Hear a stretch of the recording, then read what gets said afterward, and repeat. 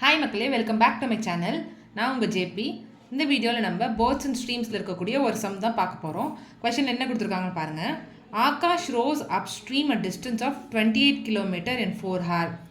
ஆகாஷ் என்ன பண்ணுறாங்க, அப் ஸ்ட்ரீமில் போட்டை வந்து பார்த்திங்கன்னா ஓட்டிகிட்டு போகிறாங்க. அப்போது அப் ஸ்ட்ரீமில் வந்து அவங்க என்ன பண்ணுறாங்க, 28 கிலோமீட்டர் 4 hours வந்து கவர் பண்ணுறாங்க.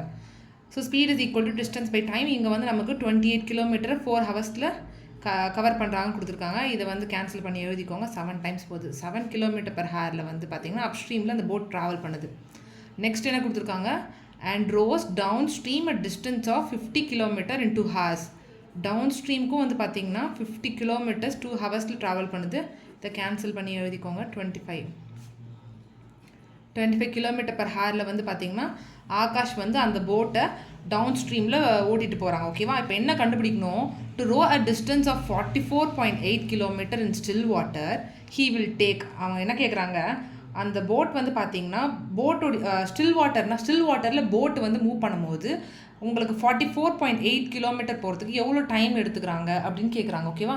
இப்போ நமக்கு என்ன தெரியும், போட் ஸ்பீட் இங்கே வந்து அப் ஸ்ட்ரீம் ஸ்பீடும் டவுன் ஸ்ட்ரீம் ஸ்பீடும் கொடுத்துட்டாங்க. அதை வச்சு நம்மளுக்கு போட் ஸ்பீடோடைய ஃபார்முலா தெரியும், which is equal to downstream speed plus upstream speed divided by 2, which is equal to 7 plus 25 divided by 2, which is equal to 32 by 2, which is equal to நமக்கு இங்கே 16 கிடைக்குது. ஓகேவா? 16 kilometre per hour கிடைக்குது. இப்போ என்ன கேட்குறாங்க, நம்ம போட்டோடைய ஸ்பீட் கண்டுபிடிச்சோம் 16 கிலோமீட்டர் per hour. ஆனால் அவங்க கேட்குறது என்ன, 44.8 கிலோமீட்டர் ட்ராவல் பண்ணுறதுக்கு அவங்களுக்கு எவ்வளோ டைம் அந்த போட் வந்து பார்த்தீங்கன்னா 44.8 கிலோமீட்டர் ட்ராவல் பண்ண அந்த எவ்வளோ டைம் எடுத்துக்குதுன்னு கேட்குறாங்க. ஸோ போட் ஸ்பீட் வந்து நமக்கு boat speed is equal to 16 நம்ம கண்டுபிடிச்சிட்டோம். நம்ம போட் ஸ்பீட் வந்து 16 கிலோமீட்டர் per hour கண்டுபிடிச்சிட்டோம். ஆனால் நம்ம ஃபார்முலா என்ன தெரியும், speed is equal to distance by time தெரியுமா?